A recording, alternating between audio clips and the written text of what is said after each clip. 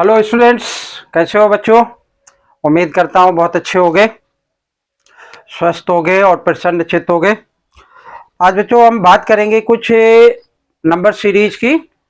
इससे पहले भी मैंने 2-3 वीडियो बनाई है नंबर सीरीज से रिलेटेड कि कितने टाइप की सीरीज हो सकती हैं जो कि हमें किस में हेल्प करेंगी। जैसे मिसिंग नंबर में हेल्प कर सकती है, रीजनिंग के क्वेश्चन में हेल्प कर सकती है। तो वहाँ क्या क्या पॉसिबिलिटीज है, यानी क्या क्या आप चेक कर सकते हो। तो उसी कड़ी में क्या है कि कुछ और तरीके की मैं आपको सीरीज बताऊंगा। तो अभी तक मैंने आपको बताई है लगभग 15 टाइप की सीरीज बताई हैं। तो आज बात करते हैं कि 16th यानी 16th वाली जो सीरीज है उस सीरीज का हम क्या नाम रखेंगे। हमने लिखा कि अल्टरनेटिंग सीरीज। बहुत पूछा जाता है ये क्वेश्चन में, alternating series.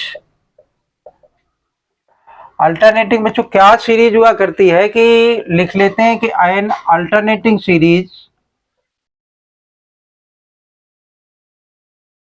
N alternating series successive terms, मतलब जो लगातार टर्म्स हैं, सक्सेसिव टर्म्स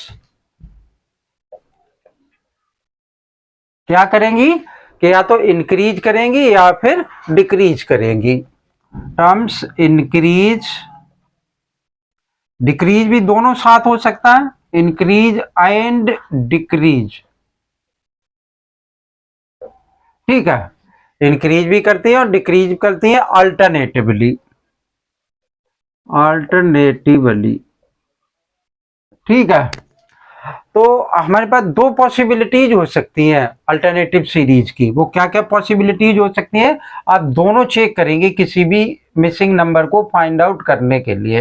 तो पहला क्या है कि टू पॉसिबिलिटीज, मैं इस तरीके से लिख लेता हूं यहां पर कि two possibilities are there. Number one क्या बताऊं कि it is combination, it is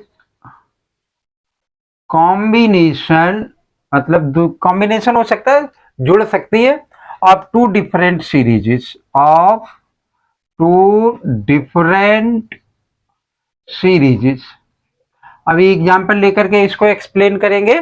और दूसरा क्या हो सकता है कि सेकंड पार्ट इसमें कि ये तो फर्स्ट हो गया कि टू डिफरेंट ऑपरेशंस, यानी टू डिफरेंट ऑपरेशंस एक साथ लगाए जा सकते हैं। ऑपरेशंस क्या हो सकता है, आर परफॉर्म्ड,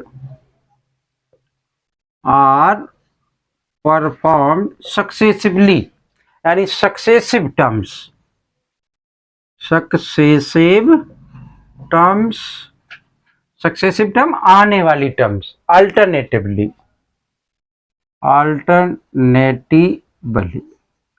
ठीक है, मतलब पहले मान लो, अभी जैसे एग्जांपल लिखते हैं उससे एक्सप्लेन करते हैं। मान लो कि एक एग्जांपल लिख लिया हमने। ठीक है, एग्जांपल में हमने एक सीरीज लिख ली, यहाँ लिख लिया कि 15 लिख लिया।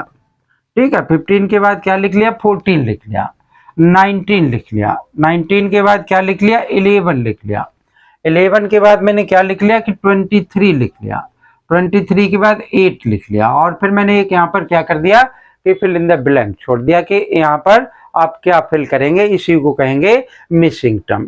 ठीक है, तो अब आप देखो कि 15 के बाद एक कम सोचते हैं, फिर सोचते हैं कि 5 बढ़ रहा है, फिर ये कम हो रहा है। तो इस तरीके से यहाँ पर क्या हो रहा है कि अल्टरनेटिव ये सीरीज है, मतलब आप एक छोड़ करके एक को चेक करो।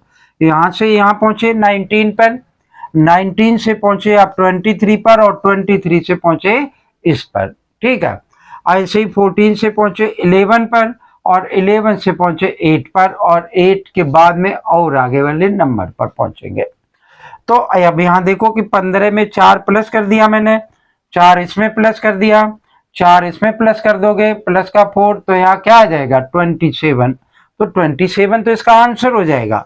लेकिन आप ये देखें कि 14 और यहाँ पर 11 तो माइनस से यहाँ पे 3 हो रहा है, यहाँ पर भी -3 हो रहा है। अब 8 में भी अगर -3 करोगे तो यहाँ पर वैसे पूछा नहीं गया, लेकिन यहाँ पर क्या आ जाएगा, 5 आ जाएगा। ठीक है, तो इसी तरीके का एक एग्जाम्पल हम और लिख देते हैं, और you have to try to simplify.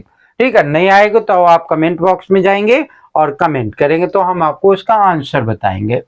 ठीक है, तो यानी यहाँ पे हमने लिखा find next term in series. ठीक है, ऐसे ही यहाँ पे मान लेते हैं कि next term in the series. क्या लिखा कि 50 लिख दिया बच्चों, 50 के बाद क्या लिख दूं कि 200 लिख दिया, 100 लिख दिया, डबल कर दिया इसका। ठीक है, फिर मैंने यहाँ पे 200 लिख दिया, और 200 के बाद मैंने यहाँ पर क्या लिख दिया, 50 लिख दिया। ठीक है, 50 के बाद यहाँ पर क्या लिख दिया, 400 लिख दिया, और यहाँ पर क्या छोड़ दिया, ब्लैंक छोड़ दिया।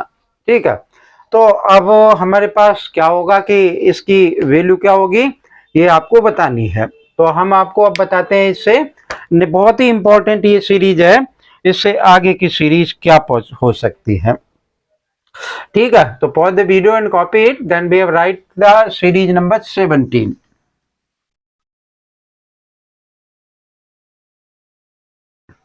उसको हम कहते हैं अर्थमेटिक प्रोग्रेशन, यानी एपी।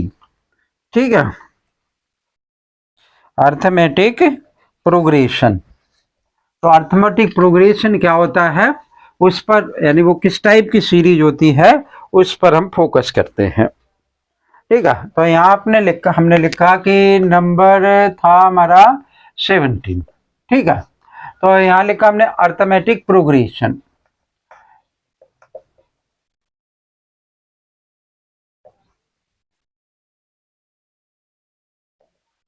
शॉर्ट में कहते हैं एपी।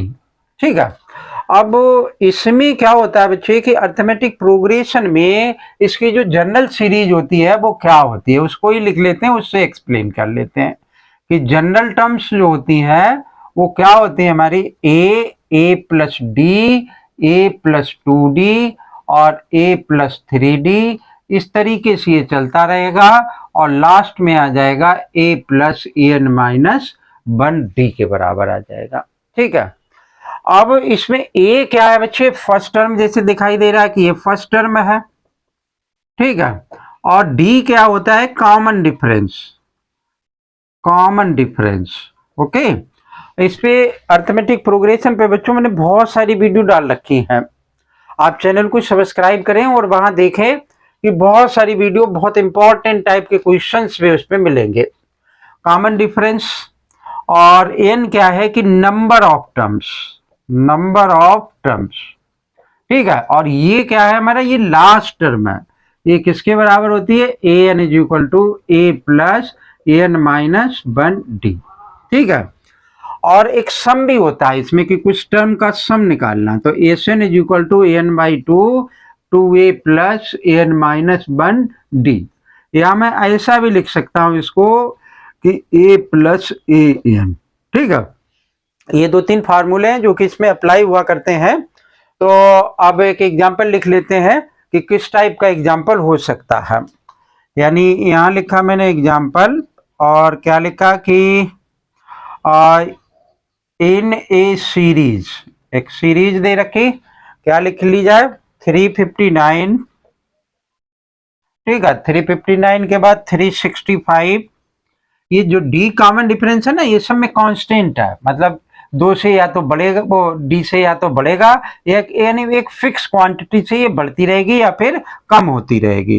तो यहाँ पर 6 हो गया, और फिर इसमें 6 प्लस कर दिया मैंने, फिर 371 आ जाएगा, ऐसे चलता रहा। और हमने कहा what is the value of the 10th term, suppose कर लो, यहाँ पे क्या लिख दिया, फुल स्टॉप लगा दिया, और यहाँ लिख दिया find the value of 10th term, यानी 10th टर्म की वैल्यू मुझे फाइंड आउट करनी। तो एन बराबर बच्चे कितना है यहाँ पे 10। ये सीरीज जो है, वो लोग जो कि मैथमेटिक्स पहले से थोड़े से वीक रहे, एसएससी में उन्हें इस टॉपिक को स्पेशली पढ़ना पड़ेगा। ठीक है, डिटेल्ड में पढ़ना पड़ेगा, तब ये आएगा। तो यहाँ हमने क्या लिख दिया, एन, तो ए एन, फार्मूला हमारा क्या है, A N, A plus N minus 1d। अब n की वैल्यू कितनी है 10, a की वैल्यू बच्चे क्या है, ये जो फर्स्ट टर्म है 359। अब 10 यहाँ रखोगे 1 माइनस करोगे तो 9, और d की वैल्यू इसमें से इसको माइनस कर देंगे, तो इसमें से इसको माइनस कर दोगे तो 6 आ जाएगी। अब इन दोनों को क्या कर दिया कि 359 और प्लस 9 6 जा कितना हो गया 54, प्लस कर दोगे तो अब ये क्या आ जाएगा 9 4 13, ठीक है, तो 4 हो जाएगा यहाँ पर, और 413 के इक्वल हो जाएगी। तो ये हमारी क्या थी, अर्थमेटिक प्रोग्रेशन। एक और बताएंगे इस वीडियो में आपको, ज्योमेट्रिक प्रोग्रेशन, ठीक है। तो pause the video and copy it, then we have write the geometric progression. इन सब में बच्चों रिलेशन भी हुआ करता है, क्योंकि ये चैप्टर दूसरे टाइप का है, तो लेकिन इसको एडजस्ट किया जा रहा है कि जैसे एसएससी में अर्थमेटिक प्रोग्रेशन से क्वेश्चन पूछ लिया जाता है, तो ये एक नंबर सीरीज है एक तरीके की। तो ऐसे ही एक ज्योमेट्रिक प्रोग्रेशन है, हार्मोनिक प्रोग्रेशन है, तो ये सारी जो है मैंने बहुत अच्छे से कई एक वीडियो में बताई है। तो यहाँ अब लिखा मैंने 18 नंबर, क्या है कि जियोमेट्रिक सीरीज। तो बच्चे ज्योमेट्रिक सीरीज क्या होती है कि ये भी एक प्रोग्रेशन है, या ज्योमेट्रिक प्रोग्रेशन कह सकते हैं इसको, सीरीज की जगह पर प्रोग्रेशन, जीपी कहते हैं इसको शॉर्ट में, कि ज्योमेट्रिक प्रोग्रेशन, ठीक है। यहाँ क्या होता है, इसका जो स्टैंडर्ड फॉर्म है वो क्या है कि ए आर और ए आर का स्क्वायर, ए आर का क्यूब, ऐसे ये चलता रहा और कहाँ पहुंच गए, ए आर की पावर एन माइनस 1, ठीक है। अब ये लास्ट टर्म हो गई, जैसे उसमें लास्ट टर्म थी ऐसे इसमें ये लास्ट टर्म हो गई, ए एन इज इक्वल टू क्या आ गया, ए आर की पावर एन माइनस 1, ठीक है। अब ए यहां पर क्या है बच्चों, फर्स्ट टर्म है, क्या है, फर्स्ट टर्म है। आर क्या है, कॉमन रेशियो है, कॉमन रेशियो मतलब किन्हीं भी दो टर्म में, जैसे इसको इससे डिवाइड करो या इससे इसको डिवाइड करो या इससे इसको डिवाइड करो, तो हमेशा एक कांस्टेंट रेशियो आएगा जिसको हम क्या कहते हैं, कॉमन रेशियो कहते हैं, ठीक है। ऐसे ही इसका सम भी होता है, S N is equal to क्या होता है, ए आर की power N minus 1 divided by R minus 1, ठीक है। एक कंडीशन होती है जिसको कि हम यहाँ पर सेटिस्फाइड कराते हैं। ये दूसरा भी इसमें क्या होता है कि ए 1 माइनस आर की power N divided by 1 minus R, यहाँ पर आर जो है वो ग्रेटर देन 1 है, यहाँ पर आर इज लेस देन 1 है, ओके। तो अब इसका एक एग्जाम्पल लिख लेते हैं कि किस टाइप का क्वेश्चन हो सकता है। एग्जाम्पल हमने मान लो लिख लिया 7 14 28, 7 14 लिख लिया, 28 लिख दिया, और कहा मैंने 10th टर्म बताओ, फाइंड द 10th टर्म, या what will be the value of the 10th term. तो आपको a बराबर 7 है, r बराबर 14 डिवाइडेड बाई 7 कितना हो गया, 2 हो गया।